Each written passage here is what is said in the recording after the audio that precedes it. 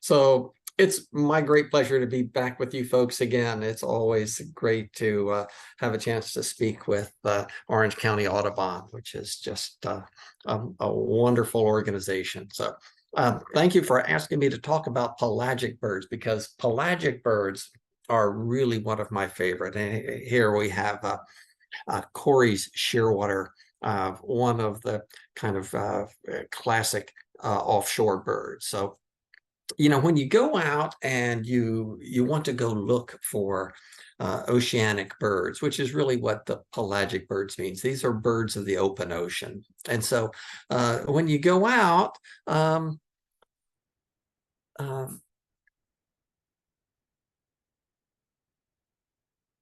this is normally what you see. And it's just this trackless water everywhere, and the proverbial not a drop to drink and all of this salt water. And so, you just have to take a look at, well, if this is just this trackless ocean, what's another way of looking at the ocean? So instead of just looking at, the waves out there, there are other ways of looking at it. And that is through the ground underneath. And in this thing, hopefully you can see this cursor. Here you can see, of course, Florida. And you can see that there's a major drop-off here. This is the 600-foot drop-off. And you can see it's skirting right along the coastline. And this is where the Gulf Stream is running. So you can see the Gulf Stream is running really close in the Miami area. It's about 30 miles off of the Cape at Port Canaveral. It's about 30 miles to the Gulf Stream. Up where I am in Volusia County, it's about 40 miles to the Gulf Stream. And of course, you can see it with Florida bending towards the west, it gets farther and farther to the Gulf Stream as you get up towards Jacksonville area. But there's yet another way of looking at this, and that is the water temperature. And here you can see the Gulf Stream, the more orange, the warmer the water. And as it gets towards the blues, you get colder water. And so here you can see this tongue, basically a river, which is the Gulf Stream. So this warm tongue of water is a river going up along our coastline. And you can see that it's not regular, that it has irregularities in it. It has, in fact, up off of Cape Hatteras, you can see this in a really pronounced eddy. Well, that's happening all along both the west edge and the east edge of the Gulf Stream. And in another dimension, looking at it, you can see that as the Gulf Stream is moving this way, kind of from the lower left to the upper right, you can see that it's running into this drop off at 600 feet. And when it's doing that, and remember that this is moving water, so it's moving at, more or less 5 miles an hour. And so these edges are creating eddies. And these other areas, as it bumps up against this either seamounts or just at that 600-foot drop off, you get the movement of water from beneath coming up to the surface. Those are called upwellings. And these upwellings are bringing nutrients. And with these nutrients, you also get planktons. And when you get plankton, then you're going to get various forms of fish and squid and other food supplies. So you get a lot of bird activity along this western edge and along the eastern edge of the Gulf Stream itself. So, when we're looking at these pelagic birds, and there's these birds of the open ocean, what does it include? And we find that it's actually not just birds like this great shearwater, but a wide variety of birds includes things like albatrosses and petrels and shearwaters, like this great shearwater, but also storm petrels, but also unrelated birds, tropic birds, the boobies and the gannets, the frigate birds, some loons, some ducks, and what seems totally strange, even some sandpipers are out on this open ocean. The skuas and the Jaegers, a few gulls and terns. Most of the gulls and terns are coastal. They're not really out on the open ocean, but some species are. And then there are the group called the alcids, things like puffins and murres. So we're going to take a look at this variety of organisms and see, how do you identify them, for one thing, and see what is all this diversity that's out there. These birds are different from the passerines that we're familiar with. The warblers and vireos and thrushes and mockingbirds in a number of ways. When you look at the characteristics, the age at first breeding in seabirds is considerably longer, sometimes 2 even to 9 years before they even begin to breed. The passerines, they're able to breed in the first 1 or 2 years. The clutch size is much smaller, often only 1 egg, sometimes up to 5. In the passerines, you get 4 to 8. The incubation period is much, much longer, from about 20 days to as much as 69 days. And in the passerines, it's only, 2 weeks or 2.5 weeks. The nestling period is very extended. So it can last from about a month to 280 days for the birds to fledge. And in the passerines, it's quick, 3 weeks, maybe up to 35 days, very quick. And the lifespan is tremendously different. The lifespan in seabirds running about 12 years to like 60 years, but in passerines from a mere 5 to 15 years. And in fact, when you look at some of the ages of these birds, it's tremendous. Manx shearwater's longest lived bird known in Britain lived 55 years. Northern gannets that we see off our coast live up to 47 years. Things like sooty terns, which you may see like in the dry tortugas or out well offshore, live 35 years. Arctic terns, 34 years. And the Jaegers to over 30 years. So these are long-lived birds. And they're coming from all over. So when you see us down here, it's obviously a map of the world. Here's Florida down here. But the pelagic birds that we're going to see off of Florida's coast are coming, for example, the Sabin's gulls are coming from way up in the Arctic, as well as the Jaegers. Manx shearwaters coming from the coast of Europe. Cory's shearwaters, which we see quite a few of, are actually coming from islands off of the edge of Africa. Scopely's shearwater, which is a subspecies of Cory's shearwater, actually come from islands in the Mediterranean. Sooty shearwaters come from the southern tip of South America. Great shearwaters from islands in the middle of the South Atlantic, and the tiny little Wilson storm petrel is actually coming from islands off of the edge of Antarctica. So from all of these disparate areas of breeding, we get the luxury of having this wonderful diversity of sea life coming to our offshore waters. Some of them are, pretty straightforward, like the magnificent frigate bird, tremendous wingspan, like a 7-foot wingspan, and yet the skeleton of a magnificent frigate bird only weighs about 9 ounces. So they're the lightest skeleton for a bird of its size in the world. The male is all dark with that huge display pouch that it inflates during the breeding season. Females have this white neck and chest. I had said that there actually are shorebirds, sandpipers, out on the open ocean, which seems so strange. But these are birds that are going to be breeding on the Arctic tundra and then rather coming to sunny Florida to hang out on our beaches. The red phalarope comes not to the beach, but out to the open ocean, and you find them in groups out in the Gulf Stream. And the red phalarope has a very bold wing stripe.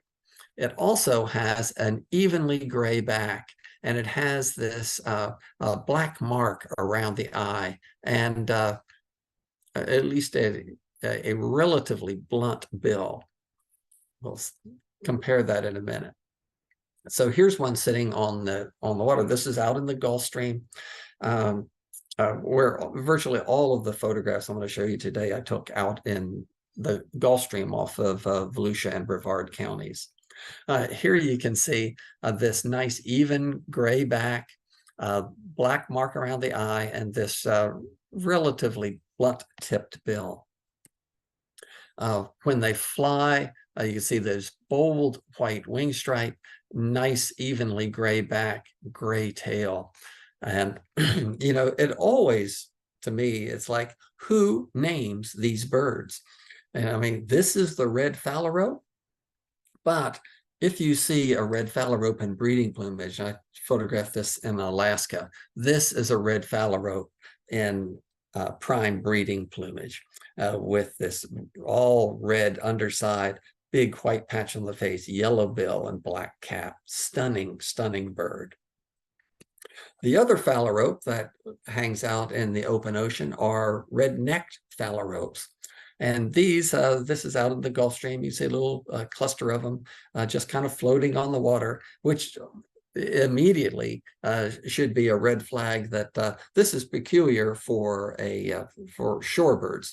And so both the red phalarope and the red-necked phalaropes are going to be just paddling around on the open ocean. Here you can see the more highly patterned back of a red-necked phalarope. And look at the bill. The bill is much slimmer and very sharply pointed, but it also has this black mark around the eye.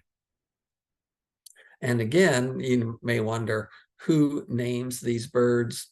And this is the red-necked phalarope in breeding plumage in Alaska. Here you can see this beautiful rusty red neck and the sharply pointed bill. So this is the red-necked phalarope in breeding plumage. What you don't get to see very often are phalarope toes. And these are the toes of, in this case, a red-necked phalarope that came into the bird hospital at the Marine Science Center. And you can see that rather than a totally webbed foot, they have lobed toes.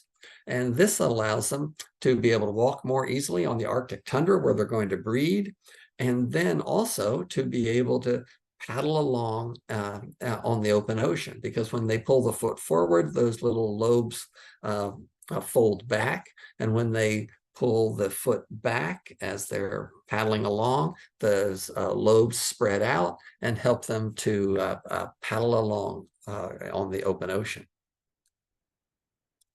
There are some gulls that are out on the open ocean. We have two species that are typical on the open ocean come during the winter months, because these are birds that are going to breed in the North Atlantic and the North Pacific for that matter. This is the black-legged kittiwake. And the kittiwake, they have dark eyes, a rather small yellow bill, and this gray plumage with the wingtips that are like dipped in ink, no white little spots that you often have on the gulls we have here normally. So this is black-legged kittiwake as an adult. But the way we normally see them here is like this. And they have this really bold black mark. And if you see both at once, it looks like an M This is just like one half of it. So it's got a black collar, black tip to the tail, because this is a first-year bird, and a yellowish bill. We also get Sabin's gull. And the Sabin's gull, this one is in height of breeding plumage. This one I actually photographed in Alaska, but you can see this interesting colored head. It's actually not black. You can see this black collar that's truly black, and this is almost purple. It's a really interesting color, but it's a black bill with a yellow tip. This is one a great indicator of you never know what you're going to find. And I was at Ponce Inlet, and it was the 22nd of October, which is a prime time to find Franklin's gulls in among all of the laughing gulls that collect on the beach at Ponce Inlet. So because of that, I was going into work, and I said, well, I'm going to hold off 1 minute. I'm going to look through these gulls because, you know, often I can find a Franklin's gull there. So I looked around, and there was a Franklin's gull, and looked again, and I found another Franklin's gull. And then I decided, well, I'll want one last look, when all of a sudden the laughing gulls parted, and out walked this incredible adult Sabin's gull that was just mixed in on the beach in Ponce Inlet with all of the laughing gulls. When you see a Sabin's gull in the late summer, early fall, and you get to see the juveniles, this is a really young one, but they have this incredible white triangle on the trailing edge of the wings. And this one, you can see it still has all of these white scalloped edges to the feathers of the mantle and the coverts on the wing, with these black wingtips. But what was amazing about this is that I was at Canaveral National Seashore. It was in early September.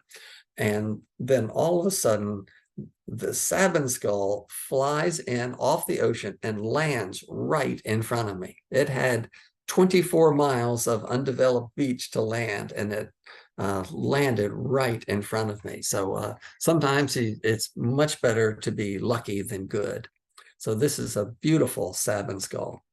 This is one a little bit older. This is out in the Gulf Stream where you typically find them, especially in the fall. Here you can see, again, this bold white triangle of this slightly notched tail with a black edge to it. Sabin's gull. We have another group of birds that these are big birds. These are the gannets. This is the northern gannet. It is pointed at both ends, has a pointed bill and a pointed tail, and in fact, two pointed wings, basically white with black tips. The northern gannet is, really a beautiful bird, 6-foot wingspan. These are big birds. It takes them a number of years to get that fully adult plumage. So we also see ones, this one is in its 2nd year with the white head, but black on the wings and back still. When they first get here in the fall, this is what the northern gannets look like. They're kind of speckly when you see them really fresh like this. One thing that they do have is that they have a little white area in the rump, this little white band at the base of the tail. That will automatically preclude it being one of the boobies. So it's a great help to be able to tell this is not a brown booby. This is a gannet. Another way to tell is the very sharply on these feathers on the face meet this facial skin in a real sharp point. And the boobies, it's all rounded, and this is a very sharp angle on the gannets. if you want a real treat, you ought to go and see a gannet breeding colony. So these gannets that we get here off of our coast are actually breeding in the North Atlantic. This is on Bonaventure Island on the Gaspé Peninsula of Quebec, which is the closest gannet breeding colony that we have to us.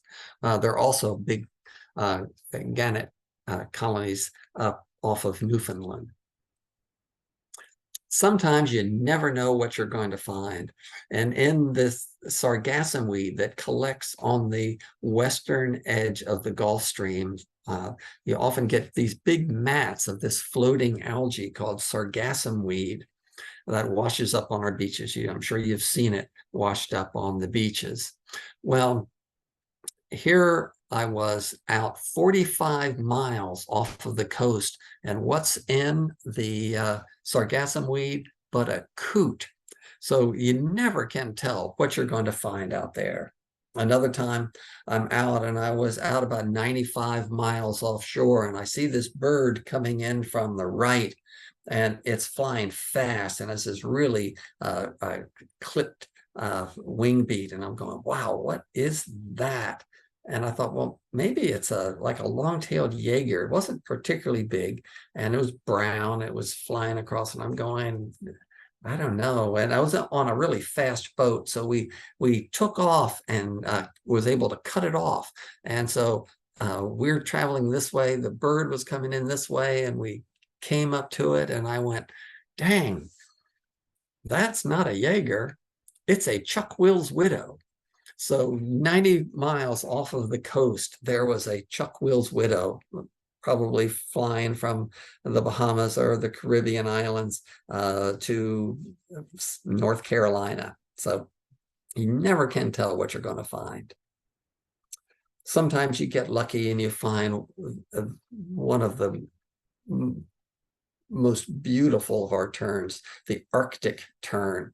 So the Arctic tern is the champion long-distance migrant, traveling from areas as far north as the Arctic and then heading down south and south and south until it spends our winters on the edge of Antarctica. So traveling basically from pole to pole. Some of them don't have to travel that far. You can find them breeding in New England also, but they do travel a long way. And look how athletic they are. They are, like an athlete, kind of tapered with this deep chest and the weight forward, basically right over the leading edge of the wing. The bill is blood red and fairly short with a steep forehead and very, very long tail streamers. The underside of the wing is very white with just this trim little black edge, which is a help to tell them apart from common terns. One time we were fortunate enough to find 62 Arctic terns about 100 miles off of our coast here. That was the largest group of Arctic terns ever seen in Florida, and it was extraordinary to see them in a flock. I mean, we're always excited to find a single Arctic tern, much less 62. They are really an elegant tern. Here you can see how blood red the bill is. This was actually taken in Ponce Inlet from the jetty. So I was actually looking down on this bird. And here you can see these long white tail streamers. Like a common tern, Arctic terns have dark on the outer edge of the outer tail feathers. Here, this one, the same bird, was diving in, fishing, came up, shook all the excess water off. But here you can see on the outer edge of the outer tail feathers, you can see that dark outer edge of the Arctic tern. Contrast that one with the stunning roseate tern. Roseate terns you find offshore, but once in a while you get lucky. And this was in Ponce Inlet. And actually every year in June and July, I am lucky enough to find roseate terns, usually one, sometimes two, in with all the other birds on Disappearing Island, which is in Ponce Inlet. Notice how the bill is black and it's slim. The tail is pure white, no dark on the outer edge. Just to bring up another small point, on Forster's terns, the dark is on the inner webs of these feathers. The common and Arctic tern, it's dark on the outer edges of these outer tail feathers, but on a roseate tern, it's pure white. Roseate tern, look how long and slim this bill is, and look how long the tail is. These are the tips of the wings here and here, and this tail streamer is sticking way out past the tips of the wings. Here you can see a roseate tern here on the left, and this is a common tern on the right. Look how much darker the trailing edge of the primaries are, how much whiter they are in the roseate tern. The roseate tern's tail is pure white. And look at the difference in the bill structure. The bill is thin and long and solidly black on the roseate tern, especially in this early part of summer. And in the common tern, it's red with a black tip, but it's much thicker than this long, slim bill of the roseate tern. We also have terns that are truly oceanic, and those are the what are two species that are somewhat similar, and those are the bridal tern and the sooty tern. Now this is a bridal tern. Now bridal terns do not like to get wet, as same is true of sooty terns, and so they like to be sitting on something. So even out in the Gulf Stream, they'll find an old float, a piece of wood, and they'll be hanging around on it. So here they have black bill, and they are basically charcoal black above and white below. But look at this white stripe over the eye. It seems like a small point, but the white extends beyond the eye. When we're going to look at a sooty tern in a minute, you'll see that the white stops right over the eye. So this is a bridled tern. This is at a breeding colony in Bimini. When I found this guy, and you can see better on this one, they have a white collar. They have much more white in the tail than a sooty tern. And it's a charcoal black, not real black on the back and wings. And you can see this white extends past the eye. This is a younger bird. And so you see these actually fairly often, again, sitting on just an old float out in the Gulf Stream. A lot of white on the head and neck. You might confuse them with a black tern, but they are much larger and much whiter on the head also. So here's another one. This one found a little flat board to sit on. Another young bridled tern. And here's an adult bridled tern in flight. Gives you a chance to see a lot of these important characteristics. The white extends past the eye. There's a white collar, and there's a lot of white in the tail, and it's not really black, it's dark gray. When they pick their wings up, you can see there's a lot of white in the bases of the, and extending well out into the primaries. So these are the primaries, these and these. And on the underside, there's lots of white. White extending past the eye, lots of white in the tail. Compare this to a sooty tern. Sooty tern, the white stops over top of the eye, all black on the underside of the primaries. When you see them from above, you can see they're much blacker. Much blacker. The tail is basically black with just white on the outer edges.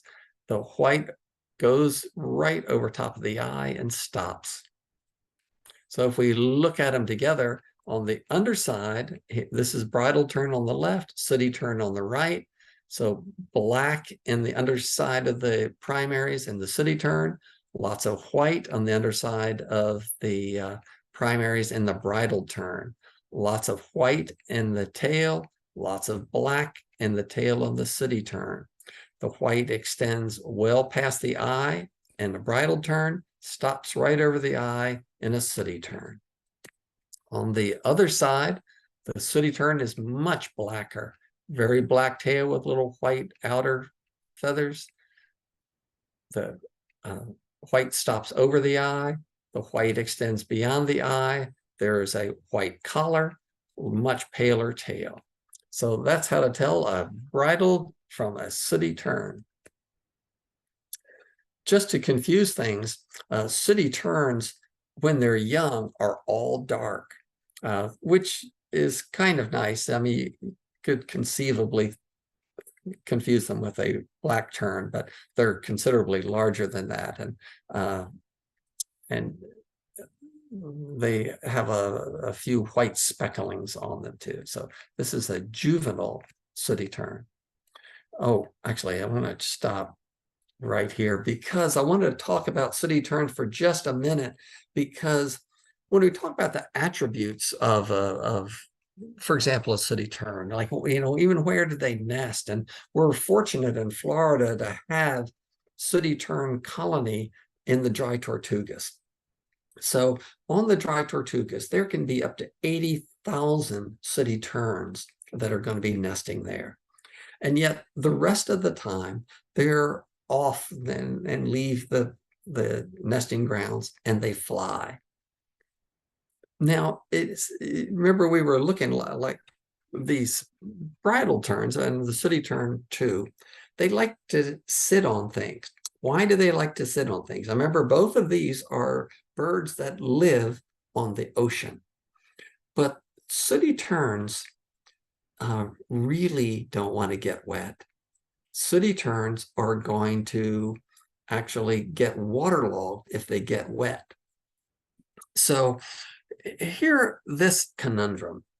You've got a bird that lives on the open ocean, and yet it doesn't want to get wet and get waterlogged, so it has to fly.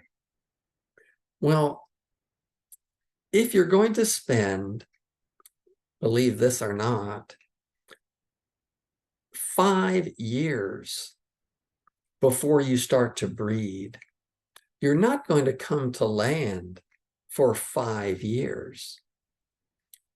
You can't sit on the water and you don't go to land. So the sooty tern is going to fly for its first 5 years or 6 years.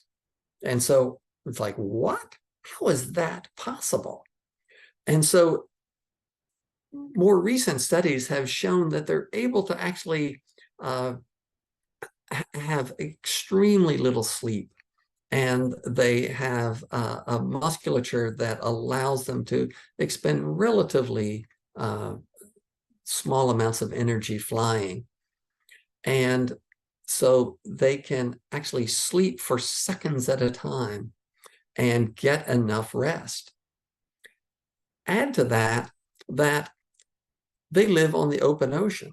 There is no fresh water.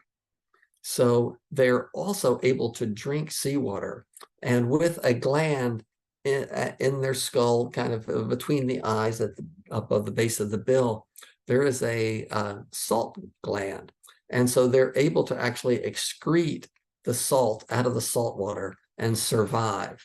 So here you have this creature that can have this extraordinary ability to fly for years at a time, sleep on the wing, and survive abundantly, because these are actually, they're found all the way around the world. and they're just extraordinary abilities, are sooty terns. We also have another type of pelagic tern that are the noddies. Commonly we have out offshore the brown noddy. Now, brown noddies, it's like they've thrown away everything you know about terns. Instead of basically being white with a black cap, this bird is all dark with a white cap. So the noddies are peculiar birds. They also breed on the dry Tortugas, and these are noddy terns of the dry Tortugas. Once in a while, also at the dry Tortugas, you might even find a black noddy, but we're going to gloss over that for now. We also have these great group of birds called the Jaegers. And the Jaegers are extraordinary. These are birds that are going to be breeding on the Arctic tundra, and they're going to be feeding on lemmings and nestling shorebirds and such on the Arctic tundra. And then they're going to be flying out into the open ocean and spending the next 10 months being pirates. These are birds that specialize in pursuing other seabirds and forcing them to give up what they've caught. And so you have these three species of Jaegers that we've got: the parasitic Jaeger, the Pomeranian Jaeger, and the long-tailed Jaeger. And all of them are these pirates. They're called kleptoparasites because they basically feed on what other birds have caught. So this is the parasitic Jaeger with these kind of medium length central tail feathers that stick out into a sharp points. Jaegers are extremely confusing. They are difficult to tell apart. And one of the reasons is that they have multiple color morphs. There are light morphs, intermediate morphs, and dark morphs. They also, kind of like gulls, they're distantly related to gulls, have a lot of age sequencing in their plumage, which makes them, again, very difficult. This is a parasitic Jaeger that landed on the beach. This actually one landed in St. Augustine, actually in Ponce Inlet. But the reason I wanted to include this was two fine points. One of them is that if you take a look at the bill, you'll see that about 1/3 is dark and about 2/3 is paler. That is going to be really helpful in telling this guy apart from a long-tailed Jaeger, where the long tail will have about half of it dark and half of it pale.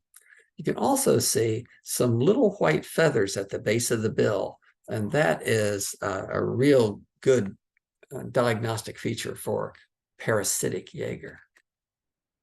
Here you can see the little white plumes at the base of the bill, and dark and about 2/3 pale. Here's a full adult, and here you can see the white mark at the base of the bill, and when it flies, you can see that it's got this long spike of the central tail feathers.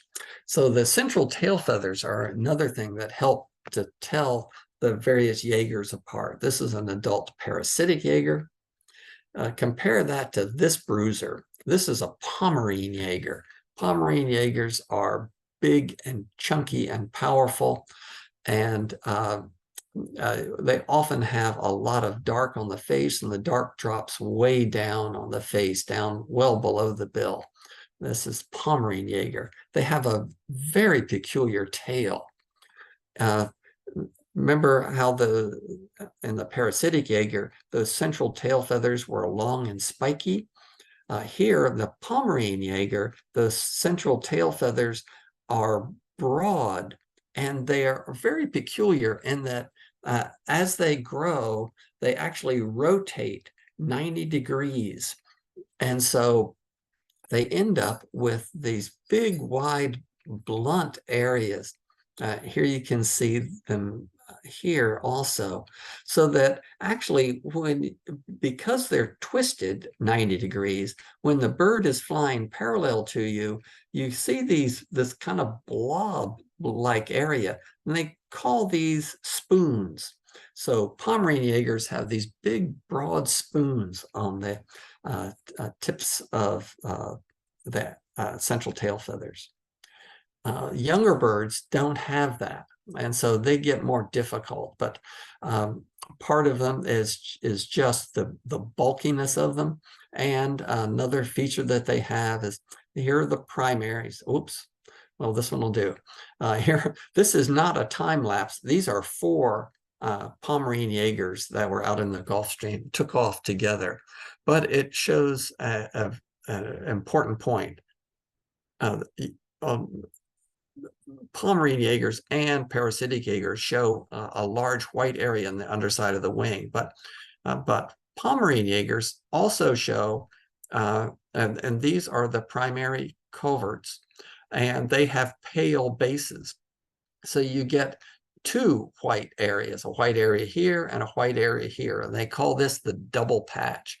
And here you can see it here. You can't quite see it so well on that one. You can see it on the back side of this one. So that's the Pomeranian Jaeger. This is a Pomeranian Jaeger, and you're looking straight at it. And here you can see these 90-degree twist to those central tail feathers. A stunning bird. This is the long-tailed Jaeger. And here again, you get these interesting variations in the central tail feathers.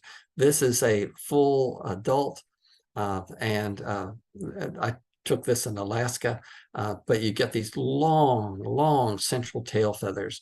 And another thing that you get, and important for long-tailed Jaeger, is to actually look at the primaries, these the last feathers in the wing, and they will have white shafts. And there's usually 2 or 3 white shafts in a long-tailed Jaeger. They have this nice little black cap and a relatively short bill. Here you can see how long these central tail feathers are. They're beautiful, stunning bird. Here's a close-up of one. Here you can see that you get this big dark area on the distal half of the bill, and on the proximal side of the bill, the other half is paler.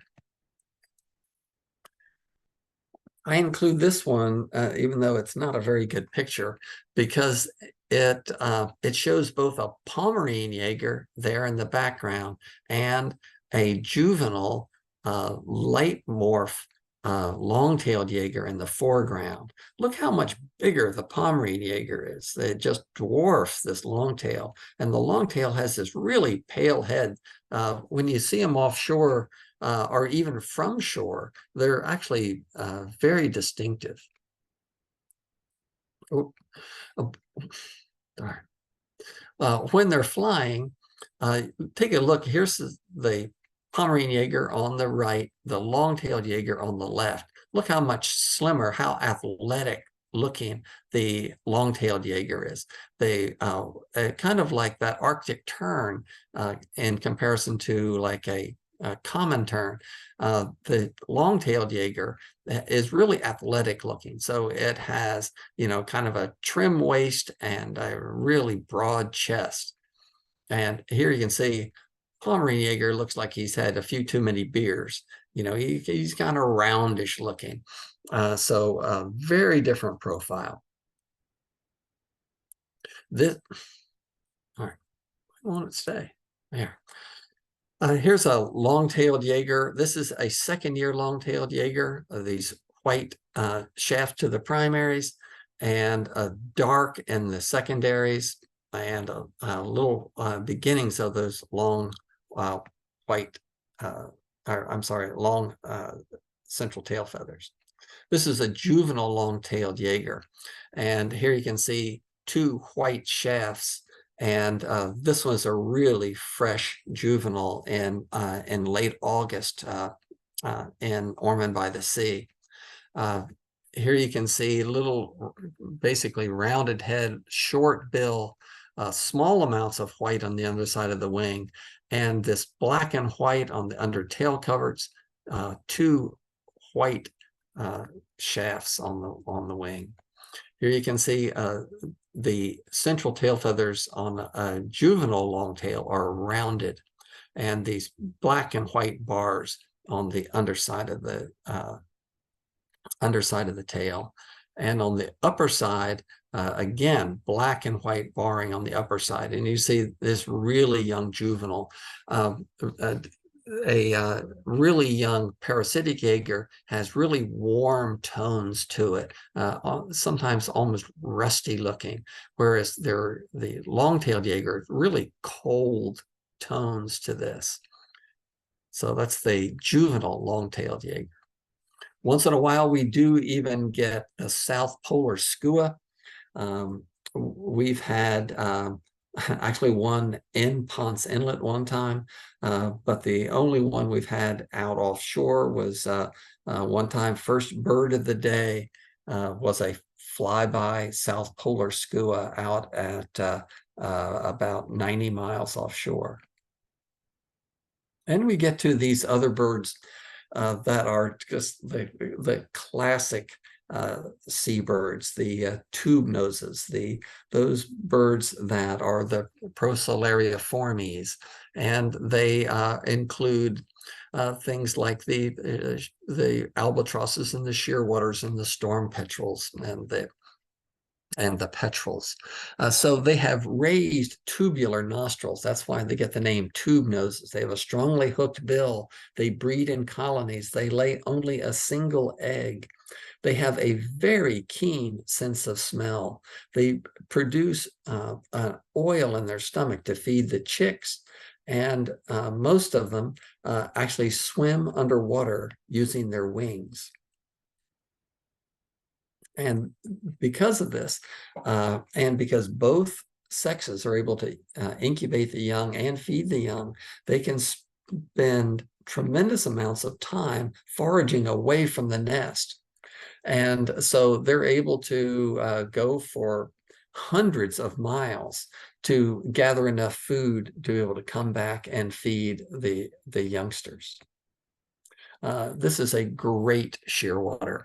And the great shearwater has a black bill, a white collar, and a white patch on the rump, so that when you see them in flight, you can see why they call them shearwaters. This one is just skimming the edge of these Gulf Stream waters, and with a black cap, a white collar, long narrow wings, and this white rump patch, the great shearwater. And where do these guys nest? To find their nesting areas, you'd have to go from the tip of South America and the tip of Africa and meet in the middle in one of the most remote set of islands in the world. These are the Tristan da Cunha group, and the islands of Tristan da Cunha, Inaccessible, and Nightingale Islands, where up to 5 to 8 million great shearwaters nest. This is Tristan da Cunha. And from these remote islands, the great shearwaters are going to migrate up along the coast of South America, scoot around the Caribbean islands, come along our Florida coastline, go way up to like the Bay of Fundy, and then what the heck, let's just fly across the Atlantic, scoot down along the coast of Africa, come back to the coast of South America, and then scoot back to those remote islands. Tremendous amount of flying. This is one that was banded in the Bay of Fundy, and you can see it struck out across the Atlantic, comes over near Africa, drops down, scooted along the coast of South America, and then just turned 90 degrees and made it back to the Tristan da Cunha group. Of Corey's shearwater is a classic one that we've got offshore. This one I photographed out in the Gulf Stream, and yet these guys are nesting on islands off of the west coast of Africa. And there are two different groups of them that we have here. One is the Corey shearwater called borealis. That's kind of the regular ones, and they have dark on the underside of the primaries. And here you can see that this yellow bill with a dark tip. And here are the tubular nostrils that gives this group its name, the tube noses. So when they are in flight, you see these long, narrow wings, white rump, kind of a gray-brown plumage, yellowish bill with a dark tip. This one is a Scopoles shearwater. And when you see them, this one came into our bird hospital at the Marine Science Center. You can see that the white extends well into the primaries. That's Scopoles shearwater. And when you see them, we see probably, I bet 15% of the Corey shearwaters I see offshore here are actually Scopoles shearwater. And you see how much white is in the underside of these primaries. And Scopoles shearwater breeds on islands in the Mediterranean. So these are birds that have flown out of the Mediterranean. They've then crossed the Atlantic and then come to our coastline. The British Ornithologists Union has actually split these as two distinct species. And so they consider Scopoles to be a distinct species from Corey shearwater, but the Americans have not made that determination yet.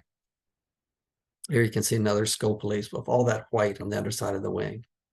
We also have Audubon shearwater, has a black and white plumage, a long tail. They have a black bill, basically black and white. This one's sitting out on a absolutely calm day in the Gulf Stream. When they fly, you can see they have a lot of white on the underside of the wing, but also big, wide, dark areas on the trailing edge and the primaries. And they have dark on the underside of the undertail coverts. So they have the tail that's dark, but also the undertail coverts are dark. And this darkish bill, a little bit blue on the base. So here's a close-up. You see these tubular nostrils, kind of a dusky blue on the bill, long, slim bill, black and white plumage. Compare that to this guy. This is a Manx shearwater. Manx shearwater is much more white on the underside of the wing, just the narrow, dark trailing edge, and these undertail coverts are pure white. Also are longer winged than an Audubon shearwater, much more white on the underside of the wing and white undertail coverts. Again, the same white undertail coverts, lots of white on the underside of the wing. We also have kind of the darkest one that we get here. This is the sooty shearwater. And in flight, they're basically all dark with just a little bit of pale on the underside of the wings. We also have storm-petrels, and these are Wilson's storm-petrels. Storm-petrels are really interesting little birds. This particular type, Wilson storm-petrels, are coming from tremendous distances because these guys are coming from islands off of the edge of Antarctica and flying all the way up to our coastline. You can see this one's in a lot of molt.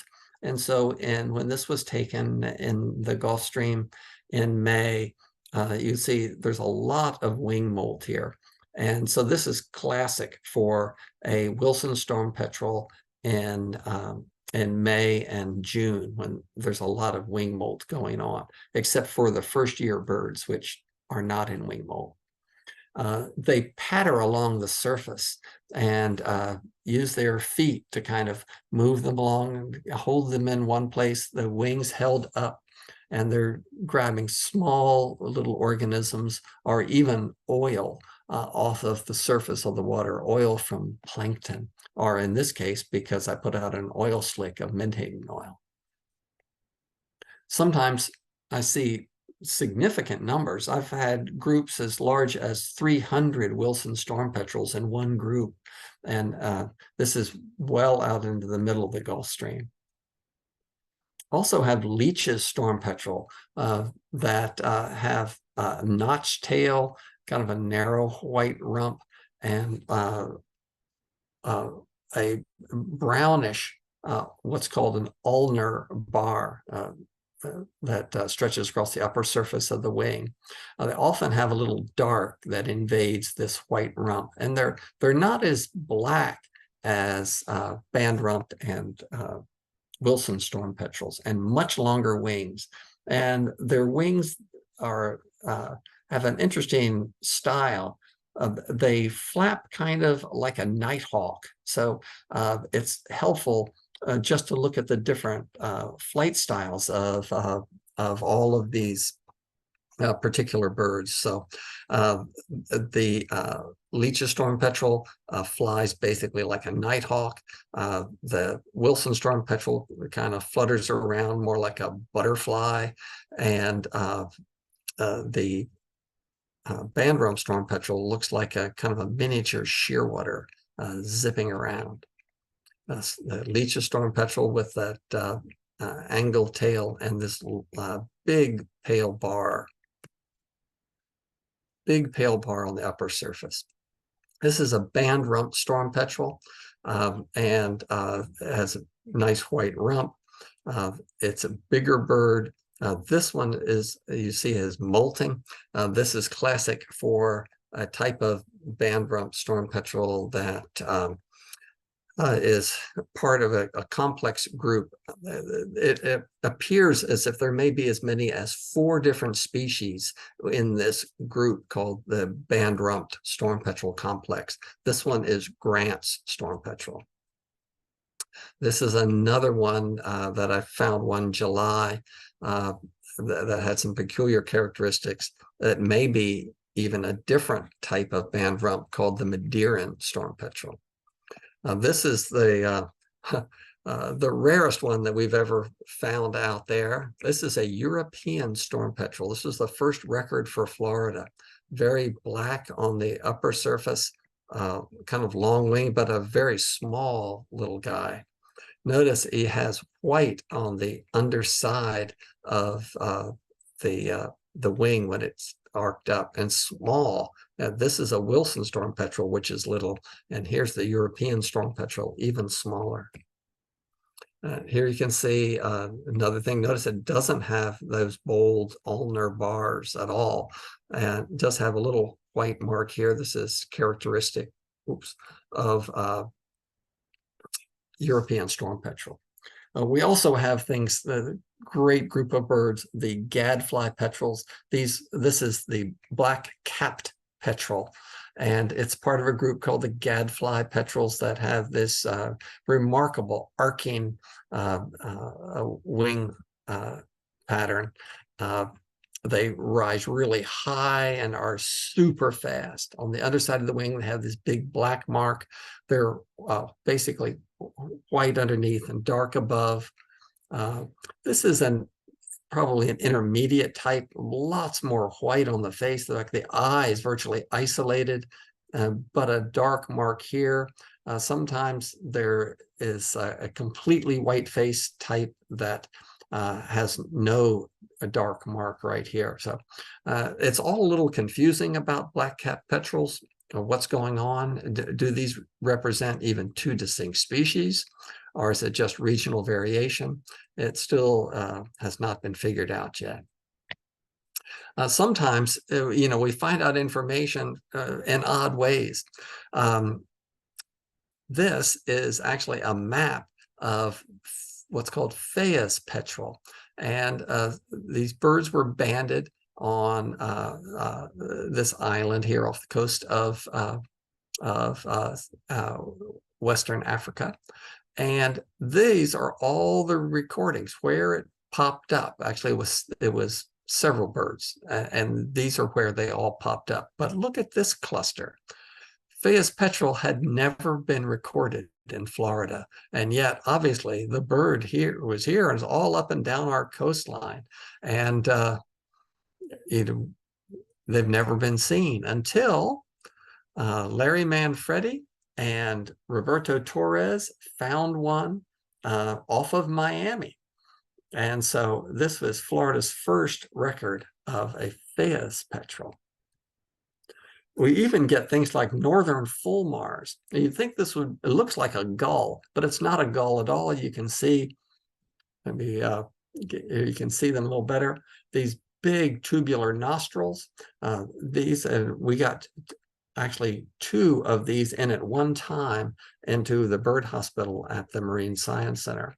But on rare occasion, we do find them offshore.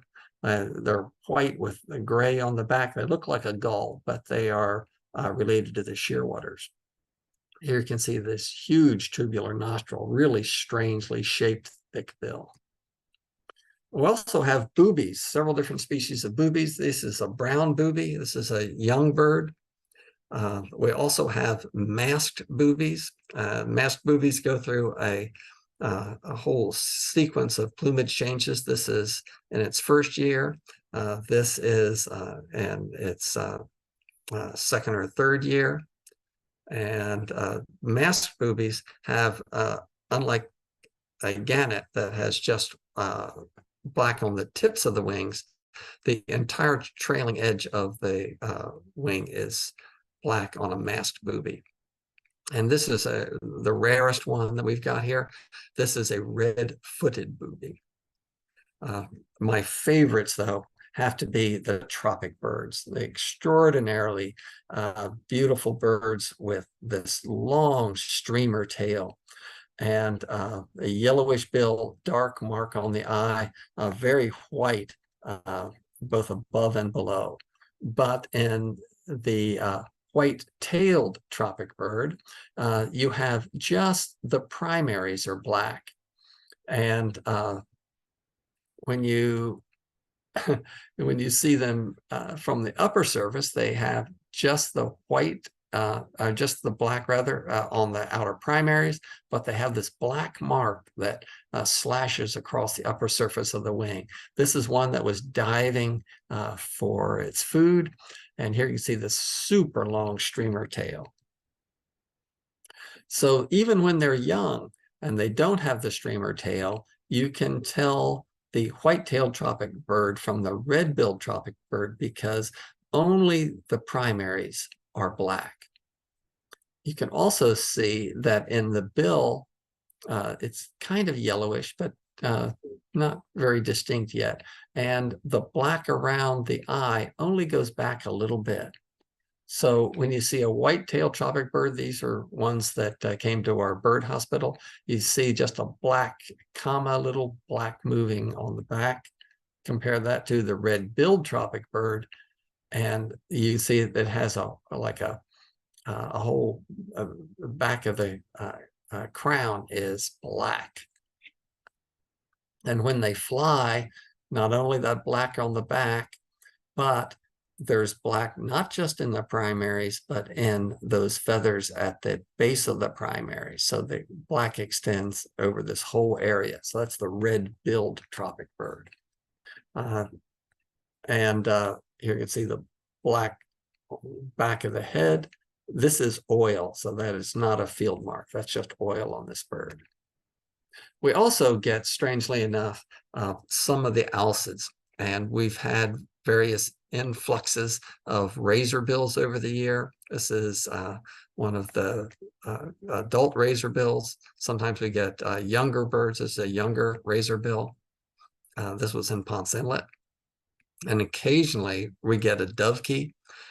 This was, strangely enough, an adult dovekie that was found west of US 1 in a lady's backyard, and her dogs were barking at it. She picked it up, and I went and picked it up, and it died in my hand. But it was, strangely enough, in May, a breeding plumage dovekie inland, which was totally weird.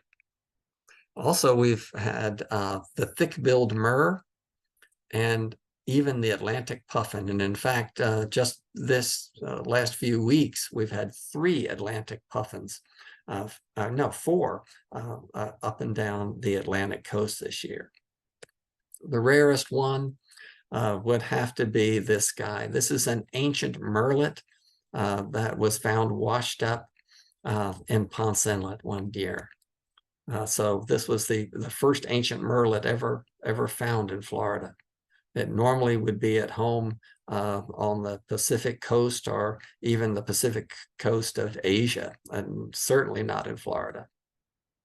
We also see other things like spotted dolphins.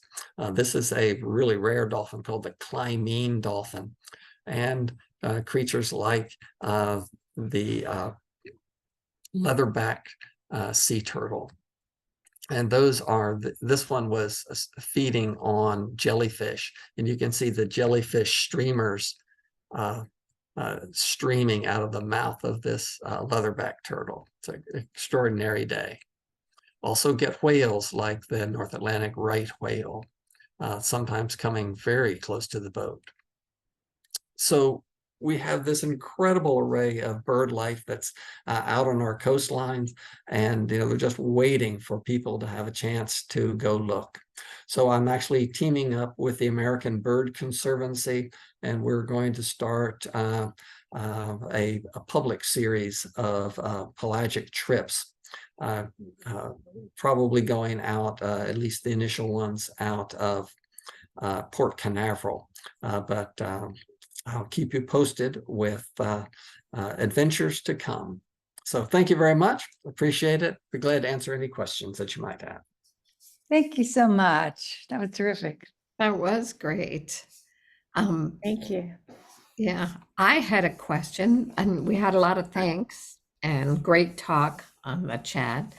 But so sooty terns, if they're always in flight and they don't like water, what do they eat? I would think they dive and eat. Yeah, but they tend to not dive. They have a type of kind of a fluttering flight that goes down and snatches things off of the water without having to do a lot of diving. Now, a disclaimer, I have actually seen sooty terns, a flock of sooty terns on the water. Even though almost all of the literature that you say, they say they do not land on the water. They do land on the water, but they have to do it briefly because they'll get soaked. I've even photographed a sooty tern being fed, a juvenile being fed by an adult on the ocean. So occasionally they do, but not for long. Very cool. And then we also, Jamayo would like to have you keep us, in the know about those trips. That's a bucket list. Okay, will do. Yeah, so let us know. And David Simpson is also posting, he does have a pelagic trip out of North Miami. And if you look at the chat box, he's got the link to the Eventbrite for tickets. And then I had one more other question. What is the function of the tube nose? Like, what does that do? I am so glad you asked that question. So, yeah, I actually had to pay her to ask me that question. One of the things that happens with the tube noses is that obviously they are strictly oceanic birds, and so they have to get rid of the salt, and so they can consume salt water, and then that special gland between the eyes excretes the salt. Well, that salt then is concentrated into about a 5% solution of salty water and exuded out of those tubular nostrils where they can shake it off. Interesting. Very good. And Benjamin Rivera said, great presentation, and thank you, everyone. He's from El Salvador. Oh, wow. Very good. Any other questions? That Appreciate was it. great. Well, I'm glad you enjoyed it. Thank you very much. And that again. Yes, thank you. Thank you, and good night, everybody. Good night, everybody. Good night. everybody. Good night. Thanks for joining us. Thanks again, Michael. Oh, you're very welcome. Yes, thank you.